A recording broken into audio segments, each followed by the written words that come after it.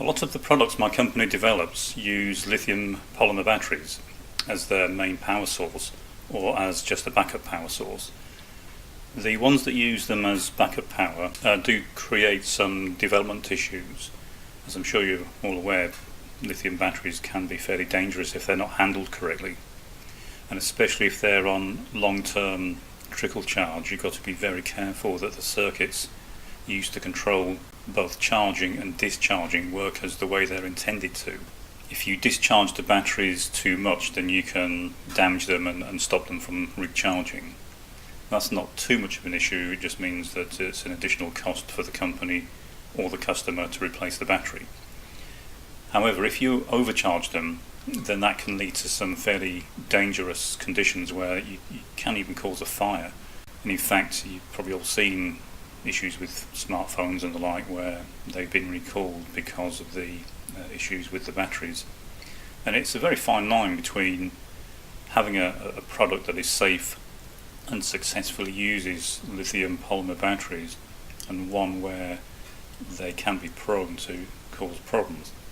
And because my company's products are used in critical systems, it is important that they are very reliable. So about 25% of any development that uses these batteries is to do with the charging, discharging and battery control.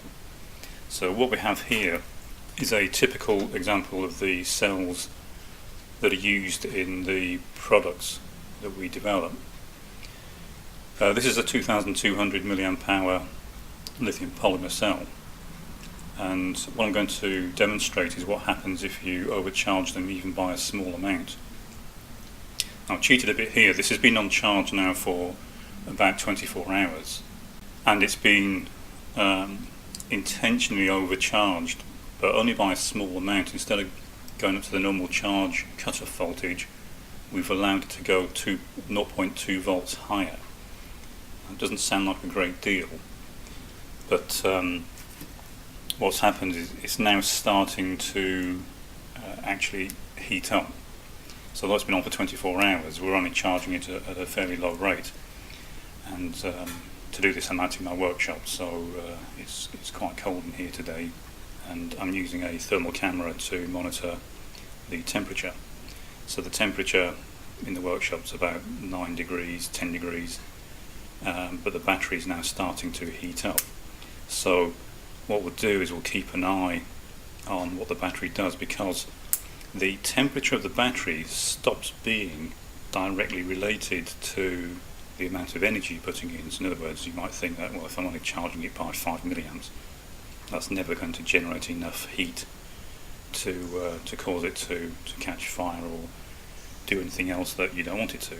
But that's not the case. It's a chemical reaction within the battery will cause it to continue to develop energy once it starts to run away. That's way beyond what you're putting into it. And I started this video at this time because that heating process has started. In fact, you can see now we're getting up to 35 degrees, and what I'm going to do now is take this thermal camera away, because the battery is getting fairly close to the point where it's likely to start failing. So we'll keep observing it. Current charge current is about 50 milliamps, but we'll see what happens as we continue to charge it. And okay, so it's a few minutes later, and we're now up to a temperature of about 52 degrees. What I shall do shortly is to switch off the charging current, and then we'll just keep an eye on it to see how it progresses.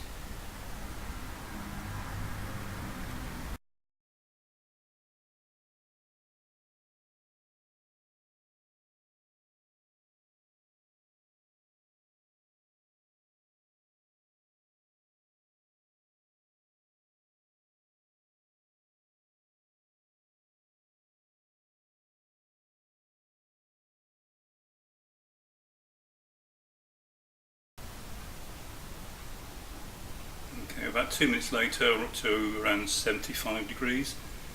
There is now no charge current going into this battery, so we'll just see how this develops and whether it's going to start cooling down again. Obviously the energy it's now using to generate the heat is coming from the stored energies, so at some point it's either going to start to cool down or it will rupture, and then most likely it will catch fire once the oxygen gets in.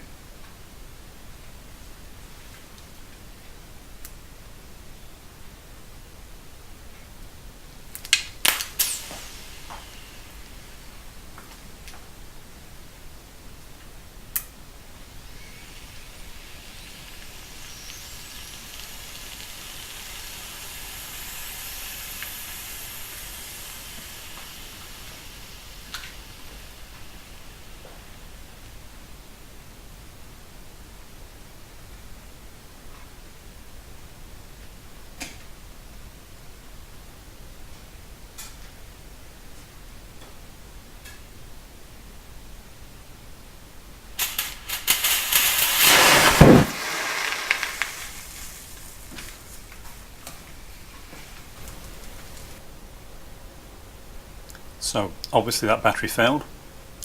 This is another identical cell or pair of cells. We normally use them in pairs, and if even just one of the pair fail, then it will take the other one with it. So it is important that they are designed into a product the correct way and make sure the protection circuits are suitable and up to the job. I've seen a lot of comments online and arguments saying that lithium polymer batteries don't explode. It's not an explosion, it's just they catch fire and burst. But in all honesty, it doesn't matter if you burn your customer's facility down because your battery's exploded or just caught fire. The outcome is the same. So it is important that they are designed properly into any system.